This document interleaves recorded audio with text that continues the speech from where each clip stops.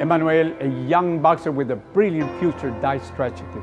A father learns to forgive and brings calm to the community. A loyal friend who refuses to give up the dream. This is not a story so much about boxing as it is about a boxer that embodies resilience, courage, and community unity. Stay with us on this journey.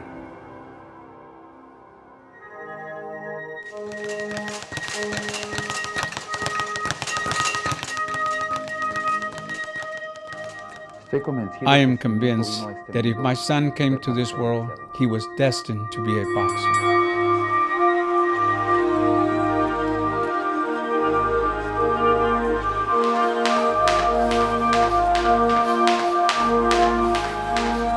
He really had the potential to become a great fighter.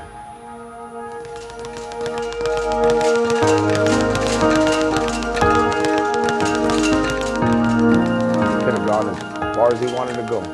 He could have been up there with the great ones.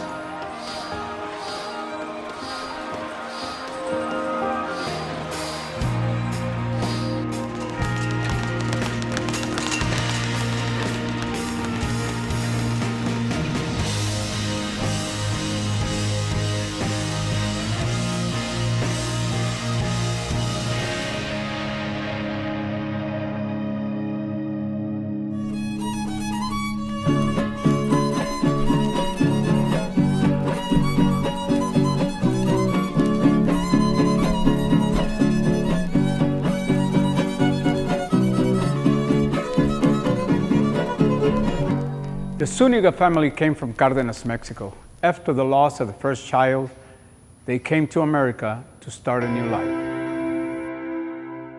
After 15 years in the United States, the Zuniga family had grown to 5 children, among them a little boy named Emmanuel.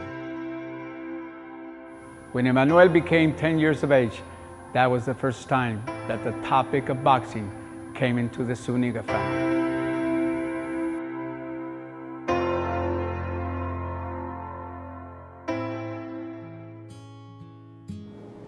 On his 10th birthday, Sylvester bought him a pair of boxing gloves.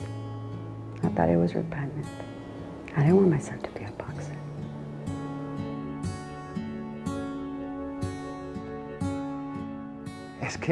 She did not know that Emmanuel had been fighting at school and in the streets. Anyone to talk about boxing in my house. Not in my house. Not in my home. I did not have another option. Either I left him, continue fighting in the alleys or in the street, or I would bring him inside a gym.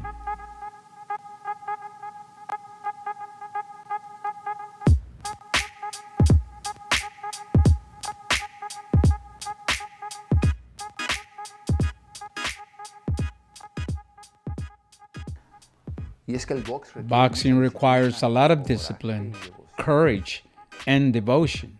Are you willing? I asked him. His answer was firm. Yes. All I want to do in this life is be a boxer, he said.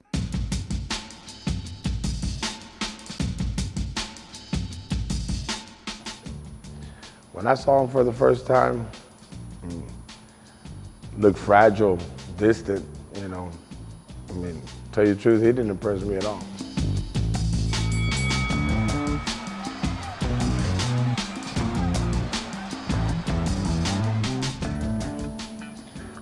One day, one of my toughest fighters was sparring, and he had hurt the last sparring partner that he had. And I was looking around the ring, you know, see if there was anybody available for him to spar. And Emmanuel raised his hand, said he wanted to go in the ring. And, I mean, he hadn't been here that long, so I said, okay, come on in. So I asked Crusher to take it easy on him. But after the first few minutes of watching the spar, I really saw the kid had a lot of potential.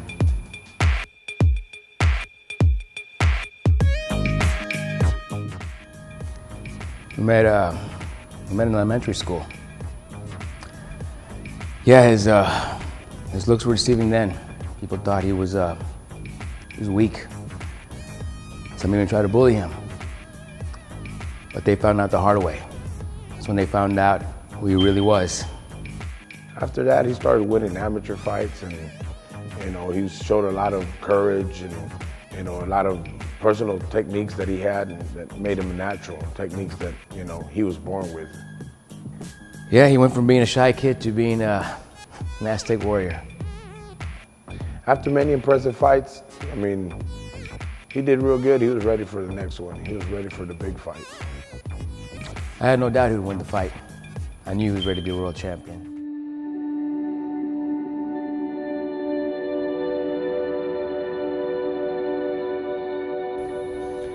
So right before the big fight, I noticed that something was wrong with him, like he was disappointed. And I asked him what was wrong with him, and he said he felt empty. I was trying to lift him up. I told him, you need to go out there and show the people what you have. You need to show them who you are. And nothing seemed to work.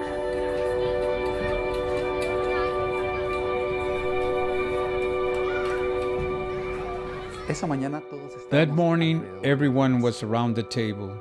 He got up late. My wife offered him food, but he said he was in a hurry.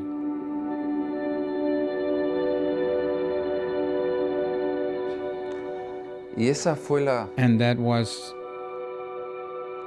the last time we saw him alive.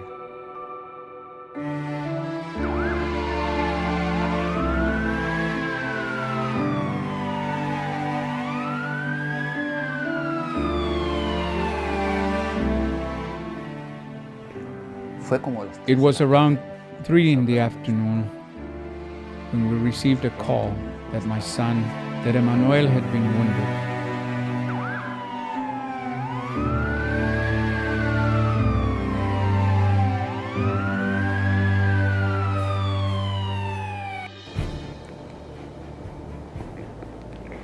It was the most devastating news I can get in my life.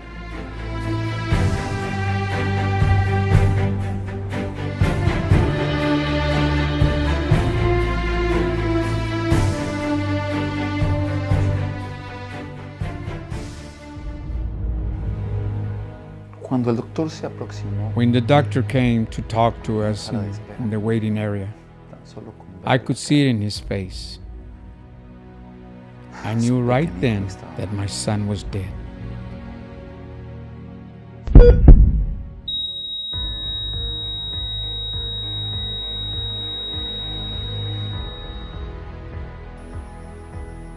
Emmanuel had suffered a deadly wound. There was nothing the doctors could do to save his life. After the tragic death, Emmanuel's fans were devastated. Many wanted revenge on the young man who had been responsible for pulling the trigger. Many people came trying to convince me to seek revenge on the boy who had shot him.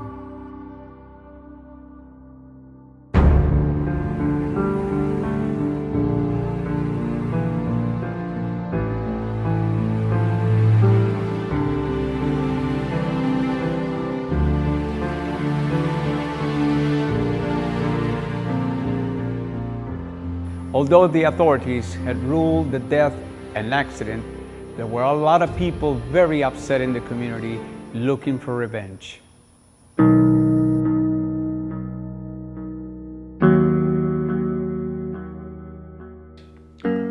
Despite our own grief, I saw the need to calm the community. In my son's funeral, I asked the young man to come forward. We embraced, we cried, and I asked the rest of the mourners to go with me to bury my son and also to bury our differences.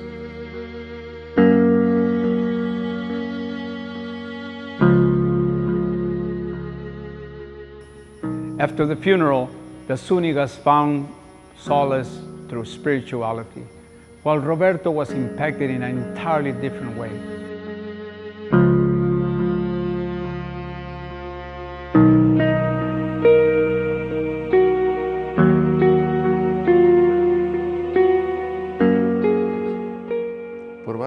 For several days, no one could find Roberto, but I knew where I could find him.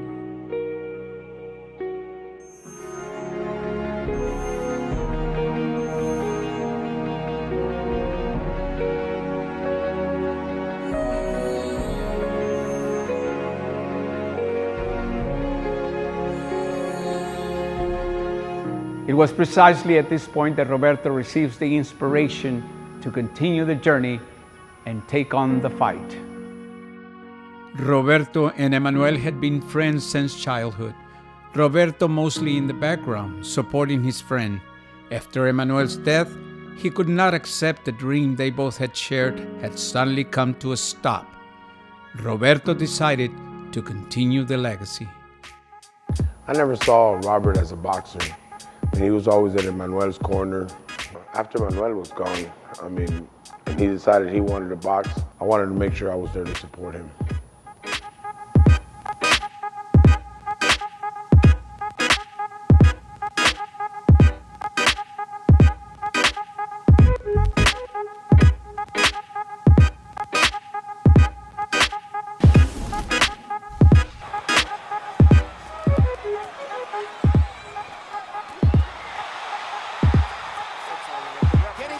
is within his rights in stopping this.